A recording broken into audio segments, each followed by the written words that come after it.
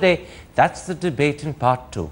But first, perhaps as many as 4,000 people attended yesterday's Swaraj Samwad meeting organised by Prashant Bhushan and Yogendra Yadav. The meeting was designed as an attempt to regenerate and revive the principles the Aam Aadmi Party is based upon. But could it instead herald a split in the party? In turn, would that lead to the formation of a new party? And are Bhushan and Yadav the right people for that task? Those are some of the questions I shall put in a moment's time to Prashant Bhushan, who is tonight my exclusive guest. Prashant Bhushan, what would you consider the most important outcome or decision of yesterday's Swaraj Samwad meeting? No, I think the most important thing emerging from that meeting was that such a large number of people from all over the country attended that meeting, and they were very enthused by the very fact that such a meeting had been organized.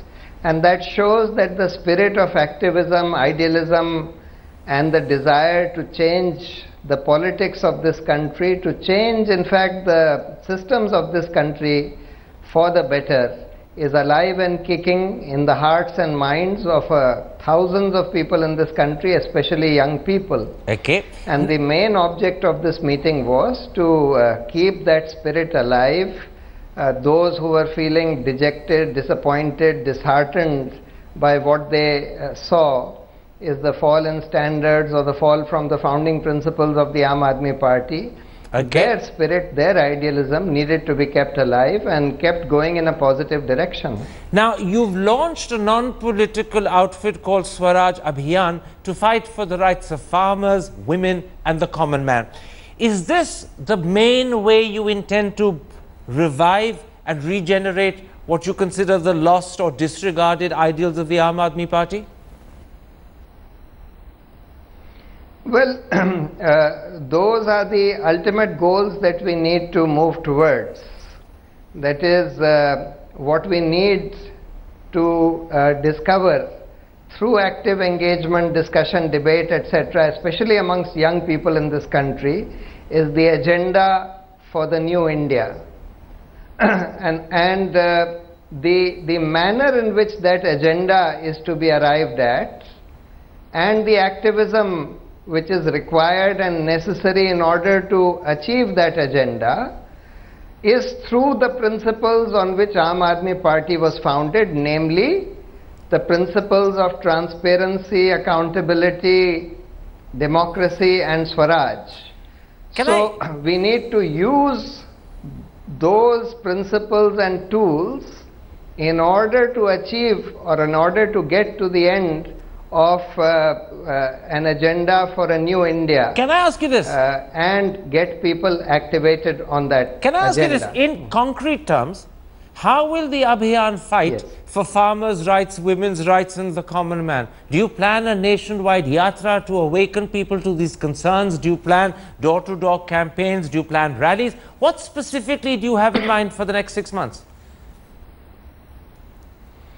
Well, the yatra, there will be a yatra which is to reach across to people all over the country in order to again regenerate the spirit of idealism and working selflessly for the country, in order to encourage a active, healthy discussion and debate. This is a nationwide yatra. This is a nationwide yatra from Kanyakumari to Kashmir, so to speak. Yes. And you will be part of it? It won't be a yatra. No, it won't be a yatra in the sense of a padyatra, etc. It means that reaching out and going to all parts of the country in order to awaken people, in order to energize people, in order to engage people in not just this discussion, but in the activism which emerges from this discussion. But will you be part of it? Because you're a full-time lawyer, you have many cases in the Supreme Court, you have many clients who depend upon you. Will you absent yourself from your Supreme Court work to be part of this nationwide yatra? No, my primary responsibility is to the public interest cases that I am handling in the courts. But beyond that, just as I have been lending my support, that is the rest of my time, weekends, as well as my advice, my financial as well as legal support. I will continue to lend that kind of support to this this campaign, Swaraj campaign. Now, the Times of India says that the Swaraj Abhiyan will be led by you and Yogendra Yadav. It will comprise a core team of some 49 people, and it will work for 6 months, at the end of which the Swaraj Samwad will meet again to decide on the future course of action. What do you believe are the options that will be available and open to you at that point of time, 6 months down the road? Well, it need not be 6 months down the road. I have said that, see, a lot of people who came for this Samwad wanted us to immediately float a new political party, which I didn't think, or which we didn't think was a great idea, and eventually the majority of the people, that is 70% of the people, agreed with that, though 25% people felt that we should immediately float a new political party now that the Aam Aadmi Party has belied its founding principles. What I feel is that though eventually we may need to, and we may feel the need to launch a new political party, but in order to get there, we must first be able to demonstrate at least two things. That this organization, that is this Swaraj campaign, can work on the principles, on the founding principles of the Aam Aadmi Party, that is, can work with complete transparency, inner party democracy, Swaraj, accountability, etc. And the second? And that it has generated sufficient enthusiasm and interest across the country, it has generated sufficient activism in the country for it to become a significant political force in the country. Only at that time, when that occasion arises, can we consider sort of converting it into a political party. So if I read your answer correctly, at this moment of time and for the next 6 months, you are not planning to launch a political party, but at the end of 6 months, or maybe a little earlier, and depending upon how the Swaraj Abhiyan has fared. Not earlier. Okay, maybe later. And depending upon how the Swaraj Abhiyan has fared, you are quite open to the idea of launching a new political party. It all depends upon how the Swaraj Abhiyan fares. Yes, that's right. You see, the reason why the Aam Aadmi Party was formed was when we realized that those who were in power in Parliament, the established political parties, were not willing to change the laws or the systems in this country to bring in proper accountability, to bring in proper Swaraj, etc. And they had this arrogance that no honest political party can compete with them or defeat them in electoral politics. They challenged us that you defeat us in elections and come to Parliament, then you can talk. And that's why, to challenge that arrogance and to demonstrate that it was possible for a different kind of political party, completely pure, completely honest, and functioning on the principles of transparency and Swaraj, etc., to challenge these established political parties. I understand. That's what we need to be able to demonstrate. Can I eventually, you see, eventually, yeah. Can I point out to you, in a sense, the 2 or 3 dilemmas that are inherent in the challenge you are willingly taking on? The challenge is to create a new, different, clean, transparent, totally democratic political party that is not just different to, but almost the opposite of those parties that exist. That is the challenge, and in a sense that is also what you believe Aam Aadmi, the party you had joined, failed to do. The problem is that the very brutal reality of Indian politics will inevitably require you to make compromises with principles and values. Arvind had to do that to win the 67 out of 70 seats he won in February. You sharply criticized him, and I put it to you that if 6 months down the road you decide to form a political party of your own, you will have to make the same compromises as well. Otherwise, you will win no seats and you won't be in a position to challenge or demand answers from the existing political parties. How will you handle that dilemma? No, I don't think it is correct to say that Arvind or the Aam Aadmi Party was able to win this election only because of the compromises that were made, whether it was in terms of candidate selection or other ethical principles which were compromised. I don't think that was the reason why the Aam Aadmi Party won this election in Delhi. The Aam Aadmi Party won because it was still seen by the majority of the people to be a different kind of political party, which was transparent, which was clean, and which was wedded to a concept of alternative politics in this country. I do not believe that these compromises are necessary and inevitable in order to win elections. You see, compromises can be made on issues of either strategy or on issues, even on issues of policy. I may have some views on a particular policy which may not be the view of the majority of the people in our party, and I may have to compromise with my views. But you can't compromise on principles, especially the founding principles, essential principles of transparency and Swaraj, on which this party was founded. Although you do believe that several founding principles, such as the nature of candidates who are to be fielded, and that's a particular problem, were principles that Arvind did in fact compromise on, and yet 67 out of 70 is the seats he won. That was a compromise that clearly yielded results, even if it's a compromise you found very difficult to accept. No, I don't think that it's the compromise that yielded that result. I think we would have achieved as good or better results if we had not compromised on those principles and not selected those kind of candidates. Had we gone with what I consider to be ideal candidates for our party, we would have done equally well, if not better. That's an interesting and intriguing counterfactual, but obviously neither you and I can prove it either way. Let me bring up a second handicap or problem you will face if you end up 6 months down the road deciding to launch a political party. Today, particularly, political parties need at their head and as a face a charismatic individual, an eloquent public speaker, someone who can attract popular support. Arvind manifestly did that for the Aam Aadmi Party. Can either you or Yogendra Yadav do it for the new party? I don't mean to be rude, but I suppose what I'm asking is, do the two of you have what it takes? Well, you see, it's true that in the nature of politics today, one face, particularly if he is a charismatic face, does yield some political dividends. But it is not necessary that you should have, see, there are many parties which win elections which do not have a charismatic face of this kind. I can name many of them.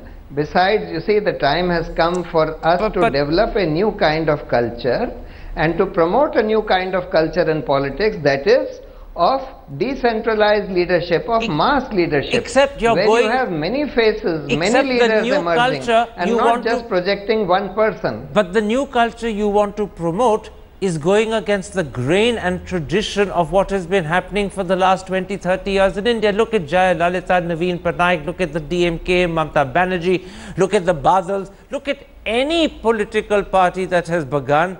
It's always had at the front a person with charisma that cuts through and attracts popular appeal. When you try and do it differently, you're going against the grain. No, that's not true. That's not true. There are many political parties which do not have that kind of charismatic leaders. I don't think the Badals are particularly charismatic. I don't think Mayawati is particularly charismatic. So therefore, it's not true that you require. Of course, they practice a different kind of politics. That's another matter. Just as Aam Aadmi Party was able to demonstrate that you can break into this apparent sort of lock that these established and crooked political parties had on the political system by showing that a party which is seen to be different, which is seen to be honest, can defeat them and win elections. Same way, I think it is possible to demonstrate that a party with decentralized leadership, which has many faces, many credible faces rather than just one credible and charismatic face, can also win elections. That's a very interesting proposition. It's one that many will watch with eagerness to see whether you're right or wrong. Let me come to a third problem that you could face if you launch a political party. Political parties are expensive things. They need funds. They need resources for campaigns. Have you got the money? No, we are not launching a political party yet. even for this campaign we may need some money, but I am sure that there are enough idealistic people in this country who are willing to support such ventures and such efforts, such idealistic efforts. So you will to be change the actively country for the fundraising. better. You will be actively fundraising.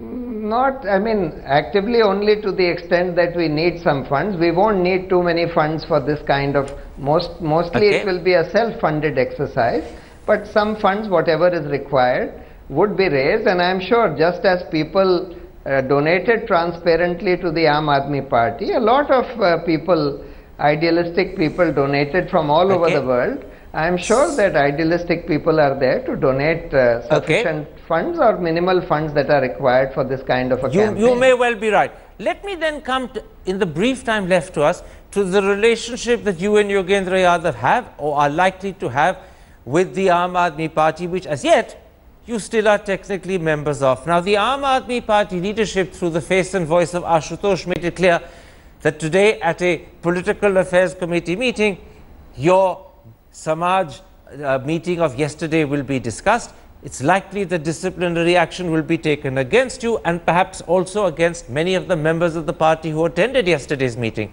Are you ready and prepared to be expelled from the Aam Aadmi Party? Because that's what's being threatened. Well, we have already been expelled twice, once from the Political Affairs Committee, then from the National Executive.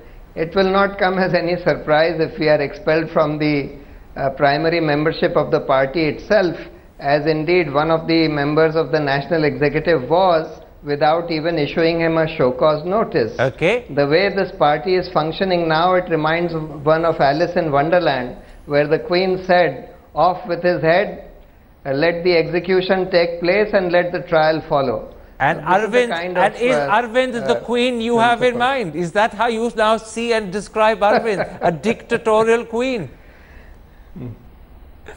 Well, that's the kind of thing that has been happening in the party. If you see the kind of rules and the provisions of the constitution that have been flouted, it is not funny. I mean, almost every rule in the book, every rule in the constitution has been flouted by the party, unfortunately. Can I come back to this? The control of Arvind. Can I come back to the possibility of your and Yogendra Yadav being expelled? If or perhaps when you are expelled, do you expect the party to split? Well, I don't know what you mean by split, etc. You see, what has happened is that a lot of people, whoever has said anything in our support, whoever has questioned our expulsion, whoever has questioned the flouting of the founding principles in the party, is being expelled or has been suspended. Now, if half the people in the party are going to be suspended for trying to follow the founding principles of the party, trying to bring Swaraj, which was the basic reason why this party was founded, then whether you call it a split or whatever, it is irrelevant. The point is that I think the majority of the people who became members of the party with great idealism, etc., are already very disillusioned with the manner in which the party has been functioning. And unless the party or the people who control it are able to mend their ways, and until that happens, I am sure that the majority of the people who founded the party will leave it. Well, you say you're sure the majority of the people who founded the party will leave it, but the truth is that the vast majority, in fact the preponderant majority of the party's MLAs and MPs are not with you. What proportion of the membership, the ordinary membership, is likely to side with you on this issue of defending the principles to which they are devoted? No, I think the vast majority of the members, founding members, MPs, MP candidates, etc., are opposed to the flouting of the founding principles of the party, or what they see as the flouting of the founding principles of the party, were opposed to our expulsion from the PAC and the National Executive, etc.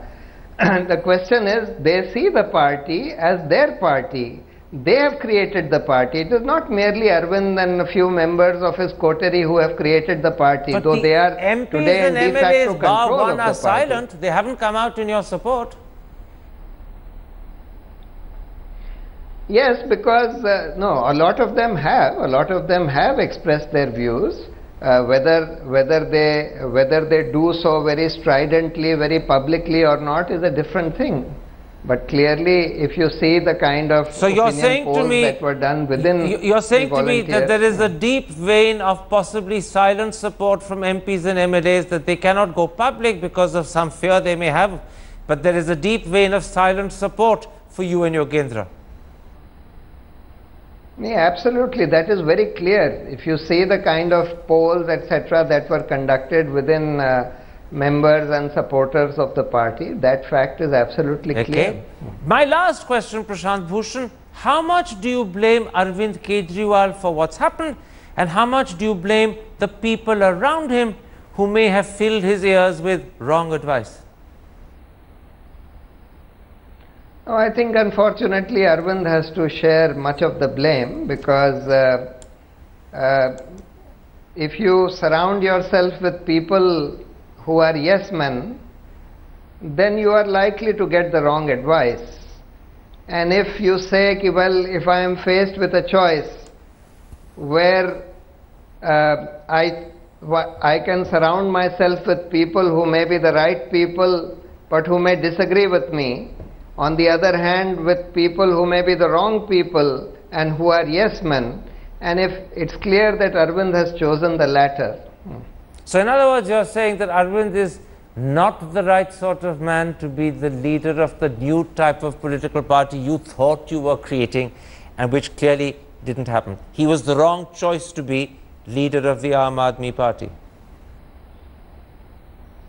Unfortunately, the kind of flaws in his character and personality that have emerged are fatal. That's what I had been telling him, that you have a lot of good qualities, but you have two fatal flaws and you need to take care of them. That is your desire to control the decision making, as well as your willingness to use unethical means. Unfortunately, he has neither been able to nor even tried to control them, and these qualities have manifested themselves in a more severe form, especially after the Prashant, election. my last question. You make him sound like Coriolanus or a Shakespearean Greek tragic hero. The flaws are inherent in his character and personality. There's nothing he can do about that. They will inevitably bring him down. That's what you make him sound like, a Greek hero or a tragic hero. That's what it appears to be. I am still hoping that he will be able to correct these things. It will take a heroic effort on his part to be able to correct these things. I still wish him well. I hope that the Delhi government that he heads will deliver on many of its promises, will be able to work at least on some of the founding principles of the party, and so I hope that he will be able to do all that. Prashant Bhushan, let's leave it there. My thanks to you for giving me this exclusive interview.